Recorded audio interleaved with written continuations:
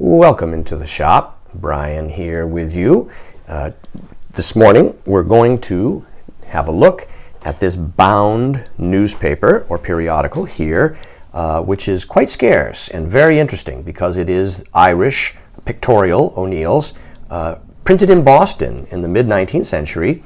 What we have here is a bound volume, a continuous run of it, which starts with volume 1, number 10 in April, and continues all the way through an unbroken run until we get to the final issue back here, which I will show you.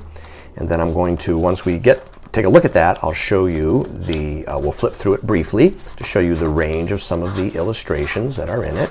Here it is right here.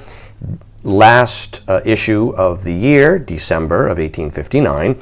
So if you know that it comes out weekly, you can do the math yourself and figure out the number of issues, but it'll be in the listing itself as well. And so what's interesting is that this type of periodical, of course, is much like newspapers today. A person would have read it, looked through it, etc., maybe left it sitting aside for a while. But the majority of newspapers and periodicals of the 19th century have been discarded. The percentage that remain of any particular one is some tiny small fraction of the number ever printed. And so there is an inherent scarcity factor going on with items such as this. And this one in particular, because the Irish immigrant population in Boston was so strong and so prominent for so many years in the 19th century, that this is a very interesting and elusive newspaper aimed specifically at that ethnic group here in the United States. And there's ads in it, articles, a wide range there's some political discussion, current news. So it's a real time capsule of the era with a certain emphasis upon Irish history and events back in Ireland as well as Europe and so on. Look at this is interesting. For instance, here is a parade procession in Cincinnati, Ohio.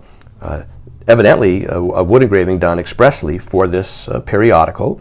And so, for instance, this image probably appears almost nowhere else other than here, and in that way is scarce.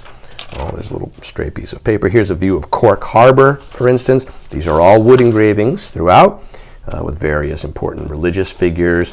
Religion, of course, being quite... look at this. Here is like a little broadside for the death of this, no doubt, an Irish individual. And it's just laid in here with the original pin that somebody used to affix it somewhere. But there you go. You have now seen an overview of this, and the first few pages are detached. The spine has this paper used, scrap paper used to line the spine. There's no binding. This is how it survives. There's no covers or anything. It's just this bound volume like so, and it is available now online from me, Brian DeMambro.